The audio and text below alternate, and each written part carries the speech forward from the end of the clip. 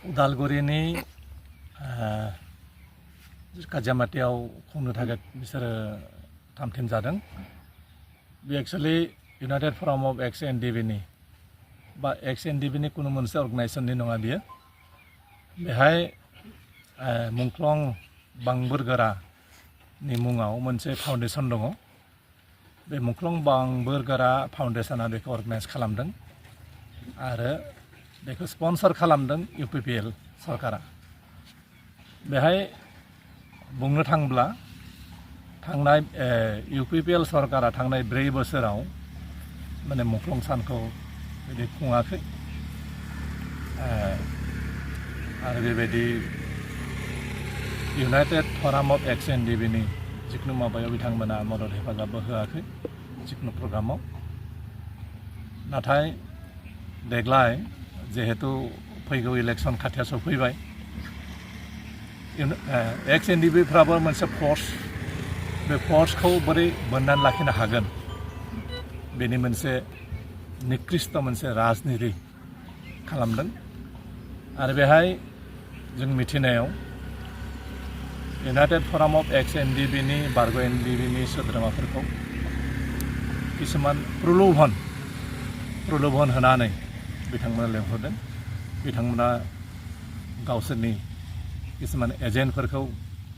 गामि गामि जायगा जायगा थिनहरनानै बुंदोंनो जे एसग्रेसिया होगोन, 3rd ग्रेड 4th ग्रेडनि साकरि होगोन, बेनिफ्राय रिहेबिलिटेसन होगोन, गतिके जोंनाव फैनांगौ, जोंनियाव बे जितु अर्गेनाइज खालामदों बेयाव बाहागो लानांगौ, बेबायदि मोनसे निकृष्ट राजनिति खालामदों। इउपिपिएलनि प्रमद बर', गबिन्द बसुमतारी, फेरेंगामोननि थांखियानो जाबाय इउनाइटेड फराम अफ एक्स एनडिबिखौ बोरै धंस खालामनो हागोन, बोरै नोरजिया खालामनो हागोन, बेनि मोनसे पलिसि लानानै निकृष्ट राजनिति बिथांमोना गेलेबाय थादों। आरो बेहाय जिथुनाखि काजियामाटि बे ओनसोलाव मोनसे रंगमंच जाय इउनाइटेड एनडिबिनिफ्राय आजिरा लानाय बारग' एनडिबि बिथांमोना मुंख्लं बांबोरगोरानि नामाव अपेन स्टेज मोनसे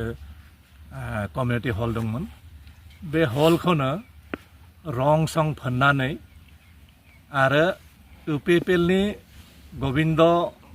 रुजुग्रामोना बेनि नामखौ सोलायनानै मुंख्लं रन्जित बसुमतारी टाइगार बिथांनि नामाव नामखौ सोलायनानै बेखौनो जोंनि बारग' एनडिबि आजिरा लानानै थानाय जोंनि रंगा बिलिफां बिथांमोना बेखौ अनुस्थान मोनसेखौ बानायदोंमोन। बेखौ आरो गावसोर रं सं फोननानै बे नामखौ जोहोलाव बांबोरगोरानि नामखौ सोलायनानै मुंख्लं रन्जित बसुमतारी टाइगारनि मुङाव बेखौ आरोबाव गबिन्द बसुमतारी थांनानै बेखौ अपेनिं खालामहैदों। बे जोबोद माने लाजिनांथाव बाथ्रा। नंगौ, रन्जित बसुमतारीयाबो बिथाङाबो सासे फार्स्ट बेचनिमोन आरो बिथाङा नेपालाव मुंख्लं जादोंमोन। नेपालाव दुथांफ्रा बिथांखौ बुथारदोंमोन। बिथाङाबो जोंनि आफादनि सासे मुंख्लं। नाथाय बिथां मुंख्लंनि मुङाव गुबुन जिखुनु अनुस्थान प्रतिष्ठान लाबोनो हायो। नाथाय सिगां थाखानाय मुंख्लं बांबोरगोरानि नामखौ सोलायनानै गुबुन मोनसे नाम होनानै बेखौ अपेनिं खालामनाया बे गिबि मुंख्लं जोंनि जायनिफ्राय जों मुंख्लं सानखौ जागायजेनदों, मुंख्लं बांबोरगोरानि नामखौ सोलायनानै गुबुन नाम होनाया बे मुंख्लं बांबोरगोराखौ अपमान खालामनायनि बादै जेबो नङा। मानो सोलायनो मोननांगौ? बे रंगमंचखौ अपेन स्टेजखौ बिथांमोना रिनोभेसन खालामदों। जेसेबांखि बिनि नामाव अनुस्थाना जाया मानो, रिनोभेसन खालामा मानो, लुदेरा मानो, बे मुङानो थानांगौ। जे फार्स्टनि जायनि मुङाव बेखौ उत्सर्ग खालामदों, बावदों, बिथांनि नामावनो बे अनुष्ठाना थानांगौ नाथाय पुराना बुस्थुखौनो रं सं फोननानै रिनोभेसन खालामनानै गुबुन सासेनि नाम होनानै बेखौ गबिन्द बसुमतारी थांनानै अपेनिं खालामनाया जोबोद लासिंसिं जादों बेनि गेजेराव बिथांमोना जोंनिफ्राय जेबो कनसेन्ट लायाखै जोंनाव सोङाखैबो गावसोरनि गोसो बायदि बिथांमोननि प्रग्रामाव जोंनि नामफोरखौ सोना होदों माने बिथांमोना दिन्थिनो नागिरदों जे जों गासैबो दङ होननानै बेबायदि मोनसे दिन्थिनो थाखाय प्रग्रामाव नामफोरखौ सोदों खिन्थु जोंनिफ्राय जेबो कनसेन्ट लायाखै जों बुंखादों जों मोनसे आलादा मोनसे प्लेटफर्म दङ जों इउनाइटेड फराम अफ एक्स एनडिबि हिसाबै जों गासै बारग' एनडिबिफोरखौ जों बेहाय रिप्रेजेन्ट खालामो जों बेहाय जों जिहेतु गुबुनैनो दिनै बे हिस्ट्रिकेल जारिमिनारि जायगा गहपुरनि बे दैमालु गेलेग्रा फोथाराव जों अर्गानाइज खालामदों गतिके जों बेहाय बे बाहागो लानायनि खुनु मोनसे माबा थाया देग्लाय 32थि एनडिबिनि मुंख्लं सान बे मुंख्लं सानखौ जों इउनाइटेड फराम अफ एक्स एनडिबिआ देग्लाय सनितपुर आरो बिश्वनाथ मोननै जिल्लाजों लोगो नांनानै नैबे दैमालु गेलेग्रा फोथाराव जोङो गाजा गोमजायै खुंनो थाखाय जों आखायाव लादों दा बावहाय जोङो गासै जोंनि बारग' दावहायाव लोगो बिथांमोनखौ इउनाइटेड फराम अफ एक्स एनडिबिनि जानानै बयखौबो फैनो थाखाय जोङो बेखिनि समाव खावलायदों आरो खाथि खालानि जेसेबांखिनि रायजो राजाफोर दङ आरो मुंख्लं नखरफोर दङ बिथांमोनखौबो फैगौ बे 14 सेप्तेम्बर सानखालि नैबे गहपुर ओनसोलनि दैमालु सेन्टारनि जे गेलेग्रा फोथार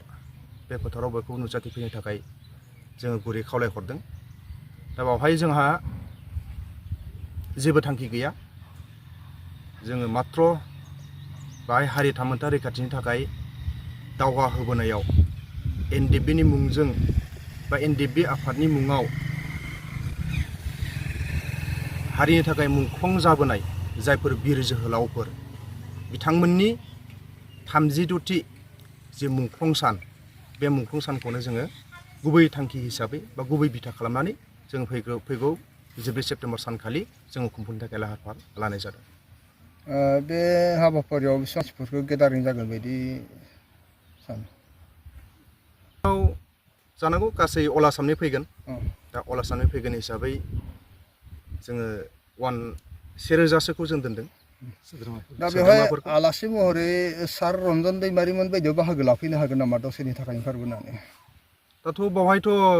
रन्जन साराथ' सासे कनभिक्टेड जेरावनाखि माने बे कनभिक्टेड जाना दं दा जेरावनाखि बे जेलावसो दङ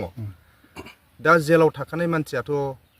मानसिखौथ' सरकारा बे मुंख्लं साननि थाखाय सानसेनि थाखायथ' बर'नानै हरनाय नङा बेयो मालाबाबो जानाय नङा आरो जिहेतु बावहाय उदालगुरियाव खुंनाया जाहैदों दा सोलिबाय थानाय जाय इउपिपिएल सरकार बे सरकारा खुंदों दा बावहाय मुंख्लं सानखौ खुंनायाव जोंहा सोरखौबा बादा होनांगौनिबो गोनांथि गैया आरो बुंनो गोनां गैया जेरावनाखि बे मुंख्लङा गासै हारिनि थाखाय जादों जितिया बेखौ मावनो मोननाया बयहाबो मोन्थाय दं नाथाय जोङो बावहाय उदालगुरियाव इउनाइटेड फराम अफ एक्स एनडिबि हिसाबै बा खौसेथि बारग' एनडिबि आफाद हिसाबै जोङो बाहाय लोब्बा गैया जोङो खौसेथि बारग' एनडिबि आफादा दुलाराय आसामखौ लानानै नैबे दैमालु गहपुरावसो जों खुंनाय जागोन आरो दा बेवहाय 14 अक्ट' सानखालि रायजोफोरखौ माबायदि बाहागो लाफैनो खावलायगोन जों बेखौनो खावलायगोन रायजो राजाफोरखौ जाहाथे रायजो राजाफ्रा गोसोआव माबा मोनसे साननानै जाहाथे फैयालासिनो थानाङा बे जेरावनाखि आं दहाय एसे बुंलांखाबाय